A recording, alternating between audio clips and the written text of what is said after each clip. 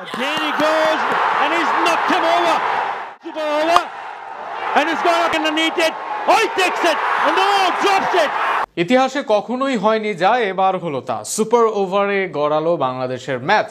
সৌম্যের ধৈর্যশীল ব্যাটিং, ঋষাদের 4-6-এর ঝোড়ো ইনিংস, সাইফের অসাধারণ বোলিংয়ে সোহানের ক্যাচ মিস, ফলে সুপার ওভারে জমে ওঠে ম্যাচ। নাটকীয় এই ম্যাচ নিয়ে আরও শুনুন প্রতিবেদনে। মঙ্গলবার মিরপুর শেরে বাংলা ক্রিকেট স্টেডিয়ামে সিরিজের দ্বিতীয় ওয়ানডেতে মুখোমুখি হয়েছিল বাংলাদেশ ও ওয়েস্ট ইন্ডিজ।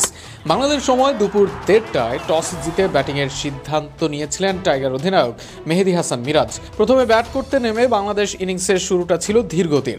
উদ্বোধনী জুটিতে 22 রান তুলেই আকিল হোসেনের বলে ছক্কা হাঁকানোর পর বিদায় নেন সাইফ হাসান।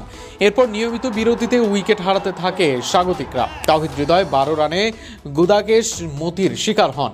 15 রান করে আলিক আথানেজের বলে আউট হন নাজমুল হোসেন শান্ত।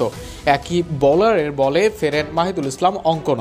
সৌম্য সরকার কিছুটা প্রতিরোধ গড়লেও বড় ইনিংস খেলতে পারেননি। 89 বলে 3টি 4 ও 1টি ছক্কায় 45 রান করে আকিলের বলে ফেরেন তিনি। ইনিংসের শেষ দিকে নাসুম আহমেদ 14 ও নুরুল হাসান 23 রান করে মতির শিকার হন। তবে শেষ দিকে ঝড় তোলেন রিশাদ হোসেন।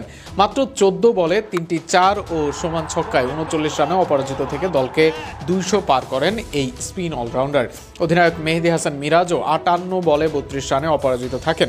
নির্ধারিত 50 ওভারে বাংলাদেশ সংগ্রহ করে 213 রান। 214 রানের লক্ষ্য তাড়া করতে নেমে ইনিংসের শুরুতেই ধাক্কা খায় ক্যারিবিয়ানরা। নাসুম আহমেদ প্রথম ওভারেই ব্রেন্ডন কিংকে 0 রানে এলবিডব্লিউ করেন। এরপর আথানেজ ও কেসি কার্টি দ্বিতীয় উইকেটে 51 রানের জুটি গড়লেও রিশাদ হোসেন ভেঙে দেন সেই জুটি। 28 রানে ফেরেন আথানেজ। এরপর 35 রানে ফেরেন কার্টি।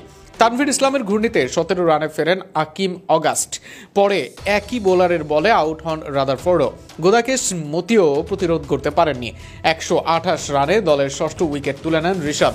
ইনিংসের শেষ দিকে নাসুম আহমেদ নেন সপ্তম উইকেট। শেষমেশ শাই হোপের দুর্দান্ত ব্যাটে জয়ের কাছে চলে যায় ওয়েস্ট ইন্ডিজ, কিন্তু ঠিকই সাইফ হাসানের দুর্দান্ত বোলিংয়ে শেষমেশ রেজাল্ট নির্ণয় হয় সুপার ওভারে। যদিও 11 রানের টার্গেটে হারতে হয় বাংলাদেশকে। বোলিং করছেন সেই হিসেবে পুরুষদের ক্রিকেট আলাদা। এখানে এমন দৃশ্য কখনোই ধরা পড়ে না। পুরুষ ক্রিকেটে যারাই বোলিং করতে আসেন তাদের মাথায় কখনোই ক্যাপ দেখা যায় না।